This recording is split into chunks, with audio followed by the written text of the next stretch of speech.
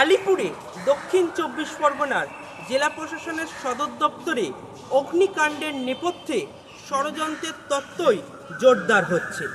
বৃহস্পতিবার ঘটনাস্থলে গিয়ে দমকল প্রতিমন্ত্রী কৌশিক চৌধুরী বলেন ৪ ও ৫ তলায় আগুন লাগে, সেটা ৯ ও ১০ তলায় গেল কি করে?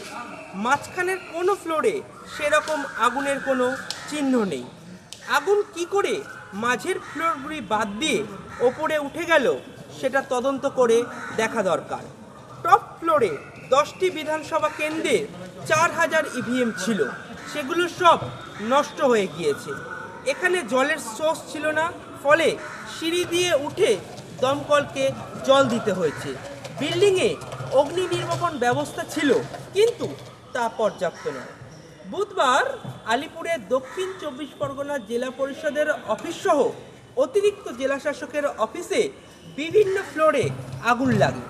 তাতে তৃণমূল নেতা জাহাঙ্গীর খান, শওকত মোল্লার অফিসসহ বিভিন্ন কর্মাধ্যক্ষের অফিস পুড়ে যায়। ঘটনাচক্রে এই দুজনের বিরুদ্ধেই এখন তদন্ত চলছে। পুলিশ হেফাজতে রয়েছেন তৃণমূলের এই দুই নেতাই। আর এই মুহূর্তে আমি দাঁড়িয়ে রয়েছি আলিপুরে দক্ষিণ ২৪ পরগনা জেলা পরিষদের সেই বিল্ডিংয়ের সামনে। এবং চিত্র সাংবাদিকদের ছবিটা দেখাতে বলবো। দেখতে পাচ্ছ একেবারে গতকাল কিন্তু ফরেন্সিক বিশেষজ্ঞরা তারা কিন্তু এসছেন। ইতিমধ্যেই কিন্তু দমকল আধিকারিকরা যেমন রয়েছে, যেমন কলকাতা পুলিশের তরফ থেকে কিন্তু পুরো বিল্ডিং চত্বর ঘিরে ফেলা হয়েছে। কিন্তু দেখতে পাচ্ছ একেবারে সেই ছবি। আমরা প্রিলিমিনারি একটা রিপোর্ট দেবো কমিশনকে, সেই জন্য একটা ভিজিট করেছি। আমরা ডিটেলে পেয়ে জানাবো। কি ছিল? এগ্রিকালচার ছিল আপনার 6 ফ্লোরে, আর ফুড ছিল আপনার 7 ফ্লোরে। 6 ফ্লোরে কিছুটা অংশ ফুড ছিল, আর এয়ারডিএ ছিল আপনার 8 ফ্লোরে পানি সংস্থা। তার পেছনটায় ছিল মিড ডে মিল আর সর্বশিক্ষা, এগুলো সব ছিল। ইভিএম কোন জায়গাটা রাখা ছিল? ইভিএম ছিল 9 ফ্লোরে।